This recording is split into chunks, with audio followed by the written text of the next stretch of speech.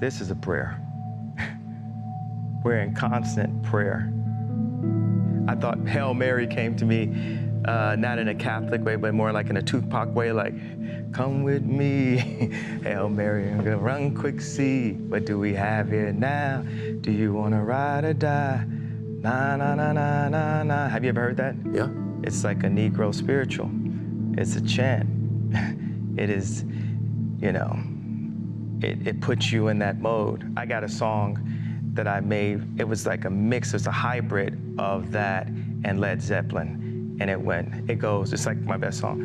La, la, la, la, wait till I get my money right. La, la, la, la, then you can't tell me nothing, right? And people, I mean, I can open up this stuff. I can open up tours with this song. I wanted to point out this hybrid. You know, it's like if you see Zombieland 1 and Zombieland 2, or Terminators, anything, they always make the characters a little bit badder in the next generation. So that's, you know, Kim is like a hybrid.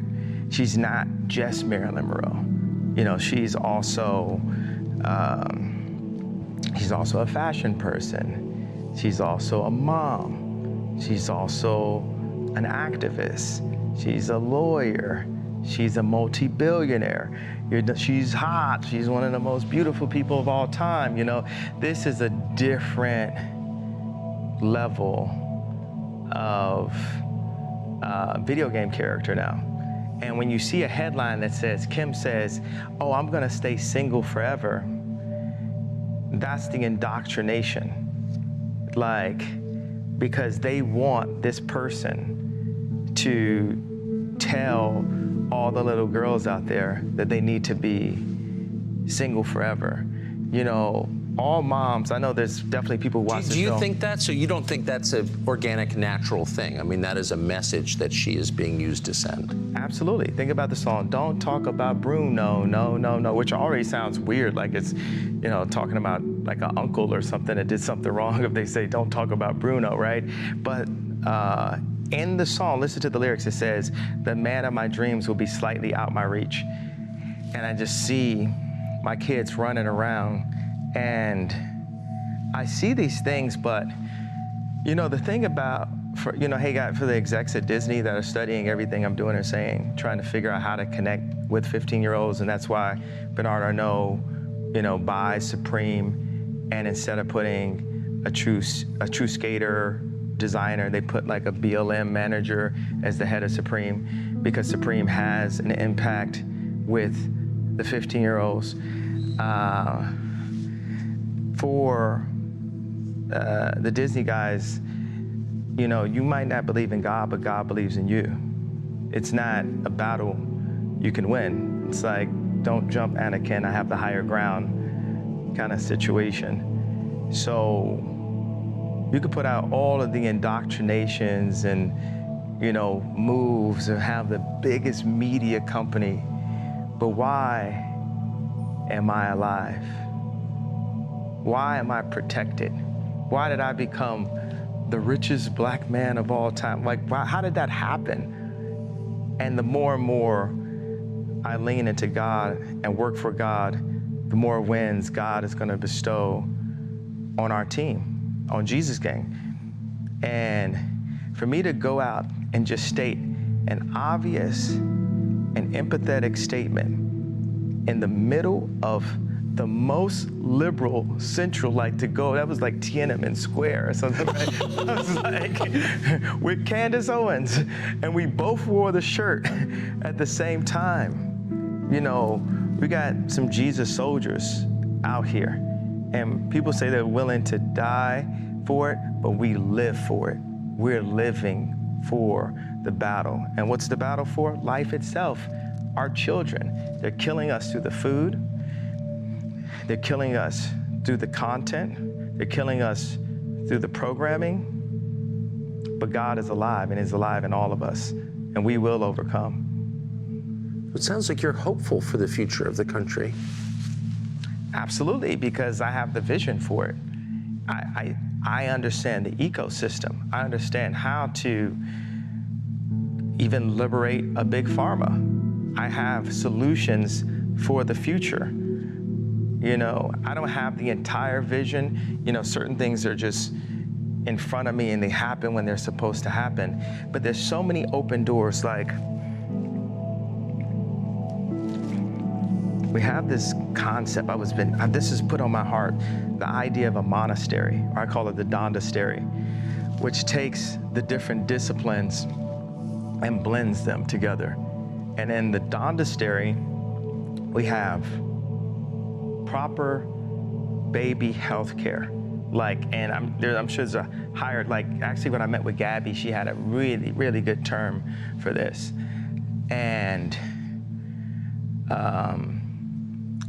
so many people bring their babies to the hospital, not just Black people, and the doctors mess up. And they're like, oh, there's been some complications. So to be able to have like incredible nurses. I was very specific about saying nurses instead of saying doctor too. I don't believe you need a doctor, and I'm not a doctor, but a nurse. It's possible, you know, to have a successful childbirth. And so that's the first thing we provide: shelter. We won't turn anyone away. Food, clothing, high-end curriculum, and vocational curriculum, farming, carpentry, automotive, computer, software, and hardware. So it becomes a new place where someone can lay the baby on their steps and say, hey, the situation I'm in, I don't have enough money for another kid. I don't have the time. I don't have the room in my house. I just don't have the resources. And every day for the past 2 months, I've been walking by this Planned Parenthood and I'm thinking about stopping in because I just can't have this baby. And what I'm doing is saying, hey, well, let's put a place just across the street from the Planned Parenthoods and say, this is a place that when you decide to have your child, this child can have the best opportunity at life. Do you think this society discourages parental involvement, parental influence over the children? I mean, society is like a big term. You mean it is. Well, you had said that your father was discouraged from, you know, being in your household, and you have been discouraged from being in your children's lives. Yeah. Do you think this is a thing that happens to a lot of people in America, to a lot of men? Absolutely. And a lot of men deal with a mother and the baby mama and the mother-in-law ganging up to take the child away. Yeah. And not wanting to give the dad his say-so. Like, there was even a moment where we were arguing about North's basketball coach, and I had to say, like, I went from not making a basketball team in 8th grade to winning championships in 9th grade by practicing every day. And North likes basketball, and I'm gonna come and practice with her every day. I'm also gonna pick the other coaches that work with her. And now that she's back playing basketball, this is the most confident person in the league. She's like the Dennis Rodman. And when North snatches the ball out of a girl twice her size, and she comes over to the side, I tell her, don't let anyone take anything from you ever. Don't let anyone take anything from our family. Don't let anyone